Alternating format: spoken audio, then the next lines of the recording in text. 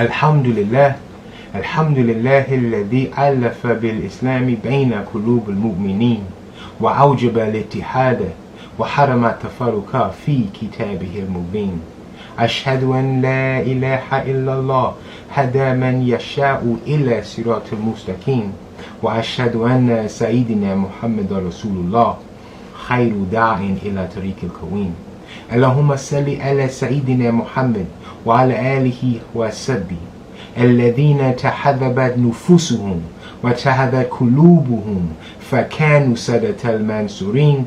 Amma ba'd, faya ibadallah, usikum wa nafsi awwala bitaqwallahi ta'ala wa ta'atihi. That is, all praise is due to Allah, who has united the hearts of the believer in Islam and has made it an obligation to remain united, and has made it forbidden to become separated in his clear book. I bear witness that there is nothing worthy of worship except Allah, who guides to the straight path whom he wills, and I bear witness that our Prophet Muhammad is his messenger and the best caller to the way that is straight. Oh Allah, please send your prayers and your peace upon our leader Muhammad, and upon his family, and upon his companions, whose hearts were united and whose souls were educated so that they became victorious leaders. And what follows thereafter, O believers of Allah, I advise you as well as I advise myself to first have the proper regard for Allah and thereafter be obedient to him. Dear believers, I greet you with the universal greeting of peace. Assalamu alaikum. We're staying with the Army values, and today we're going to look at the multi-tool of the Army values, which is honor. And the funny thing that I notice about this Army value of honor, the definition is that it's a matter of carrying yourself, a matter of carrying out or acting and living the Army values. So it doesn't necessarily have anything new to add, but it just says live the Army values. So I view this as the multi-tool. And so I want to talk about the Prophet Ibrahim in this context, because we know that throughout the life of the Prophet Ibrahim, he's done so much and so many things have happened that he can cover the entire Army values within himself. So inshallah, we'll go ahead and get started. So the first one is loyalty.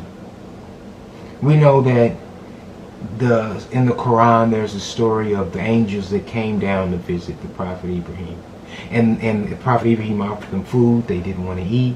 They said they were going over to the next town, they were going to destroy it. But the Prophet Ibrahim was loyal to his nephew, Lot. And he said, my nephew's there. Don't go there and destroy him. Look out for him. And the angel said that we know who's there. We know we're going to tell his family to leave, but his wife's not going to be one of the ones that leave with him.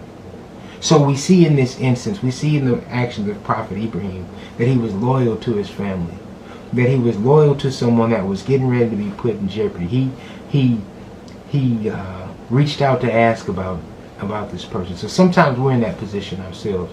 We're in the position of knowing that something's going to happen to someone, and maybe all it takes for us to look out for them, to be considerate, to try and do what you can. If somebody asks you for a letter of recommendation, somebody asks you for something to help them out that could improve their life, their situation, go ahead and do it. Look at the Prophet Ibrahim. See how he was loyal. Not that he was in this environment, he should have stayed with me, or whatever the personal feelings one may have had. He was loyal to his family. Next, I want us to look at the Army value of respect. Because we know that the Army values spell leadership. We've been doing this entire thing for the last few weeks. So, respect. Where do we see respect in the life of the Prophet Ibrahim? We see the respect in the actions or the feelings of all the monotheistic religions. We see that respect in Judaism. We see that respect in Christianity. We see that respect in Islam. And this respect is because of what was established by the Prophet Ibrahim, what he came to bring and leave the world, and how it has benefited generations that have come after him. So we have to think about, what are we contributing? What are we adding? What kind of value are we adding to ourselves, our family, the organizations we're part of, even our religion? What are we adding? What value do we add that someone will look in the past and say, you know, this person really did something great. This person really was of benefit, and they have respect for you in that way. So let's live like the Prophet Ibrahim in that regard. Next we look at duty. And we know that the Prophet Ibrahim had a mission. He was commissioned by God to go and spread this idea of one God. That was his mission. And he fulfilled it in every aspect, from the child to his middle age as well into his old age. He exhibited the actions of one that was completing his duty. And so that's who we must be. We must look at the Prophet Ibrahim, and in all the different types of situations we have where we're called on to do something, where we're called on to perform a task, that we do that with the enthusiasm, we do that with the seriousness, we do that with the sense of purpose that the Prophet Ibrahim did. This way we're moving in the way of the Prophet Ibrahim. This way we are really fulfilling what our Creator wants from us. We are living our life in a way that the Prophet Ibrahim did. So loyalty, respect, duty, and this one, and honestly, last week I was supposed to talk about the Prophet Ibrahim, but I talked about the Prophet Muhammad, peace be upon him. But I'm glad that Prophet Ibrahim was available for this week, because there's no other, there aren't many to this level of selfless service that the Prophet Ibrahim did when he was called upon to sacrifice his son. When God instructed him to sacrifice his son, and then in turn his son was willing to do it. So how do we see ourselves in that? How do we see ourselves in this aspect of selfless service that the Prophet Ibrahim exhibited? So sometimes we're called upon to sacrifice ourselves, or sacrifice some things that we have, something that we hold dear, something that we're coveting, whatever it may be. It may be material, it may be our ego, it may be any number of things, but we're called on to sacrifice those things. We have to be willing to do it. Our nation may call on us to sacrifice some things, our family, our spouse, our children. And then, just like his son, just like the son of Prophet Ibrahim, he was willing to do it. He didn't say no, he didn't put up a fight, he wasn't talking back.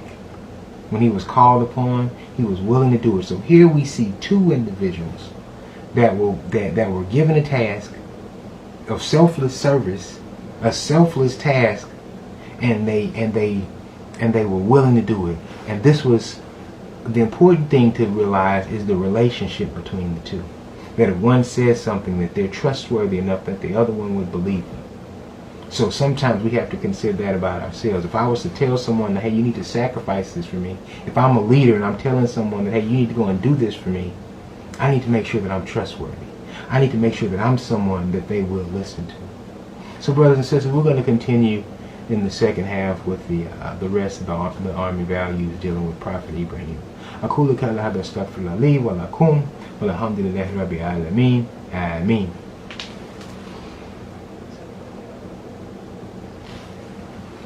اللهم صل على محمد وعلى آل محمد كما صليت على إبراهيم وعلى آل إبراهيم إنك حميد مجيد.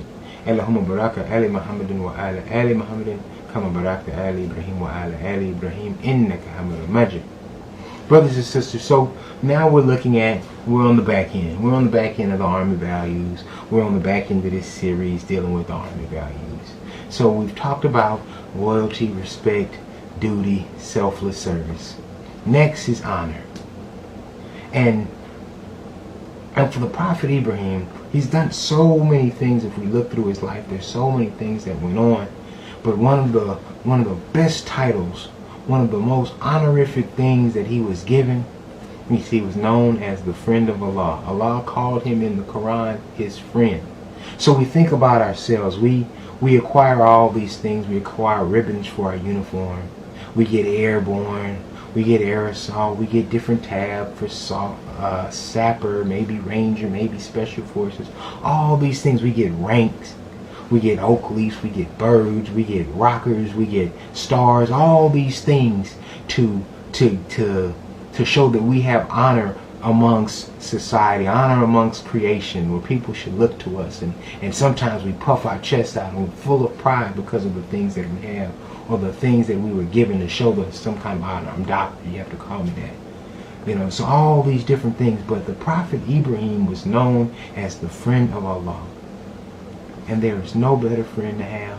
There's no greater honor to have. So as we think about our lives and how we carry ourselves, what are we doing in our life that is similar to the Prophet Ibrahim, where we are acting with the same intentions as the friend of Allah? Let's consider that, brothers and sisters. So next is integrity. Now, integrity with Prophet Ibrahim, as a child, we know, in these next two, a few of these, so we're going to go more in depth in Prophet Ibrahim during time for the Eid Khutbah. We'll go more in depth to him. But we know that as far as integrity, the Prophet Ibrahim was a child, and his dad was the religious person, was the idol maker for the community, and so his dad wanted him to follow his ways. He wanted him to worship idols, but the Prophet Ibrahim wasn't feeling that. He was like, I'm not worshiping idols. I'm going to do my own thing. I don't see these as my God, because they cannot benefit themselves. So how can they benefit me? So he had integrity in that instance, even as a child, to know better than to not just follow the ways of his father because they were his father's ways. He had to use his intellect. He had to use his rational mind in order to work through that situation. And that's sometimes what we have to do. Sometimes we may see all of our friends, all of our peers may be doing a certain thing. And it may be socially acceptable. It may be something that you're getting high fives, people fist bumping, they're excited because they're doing these things with each other. And so they're getting this social, this euphoria, all these things, these good feelings they're getting, and now they want you to do it. But it may not be for you. You're a Muslim. It may not be for you. You may not go to the bar because Muslims don't drink. They may be doing these different things that Muslims don't do. Sometimes you have to have integrity in those instances. And from the lowest private to the highest general, we have to have integrity. That just because someone in power tells us to do something, we have an oath to the Constitution to where, we defend against all enemies, foreign and domestic. So if something seems to be going in a direction that it doesn't need to be going, you have to have integrity in that instance. And lastly, brothers and sisters, personal courage. The Prophet Ibrahim established, or he showed personal courage when he was called before the Pharaoh, the big king, to be questioned for his actions of spreading this idea of there only being one God. And the Pharaoh asked Prophet Ibrahim, he told him, he said that I'm the king, I'm the Pharaoh, I'm the big man, and I give life and death. I give life and death. If somebody's going to die, I'm going to tell somebody, kill him, and they'll kill him. And I give life by pardoning them, by not having them killed for doing something. So I give life and death. And so he said, well, what can your God do? Well, what's so great about your God? Or how does your God compare to me? And the Prophet Ibrahim, he thought about it.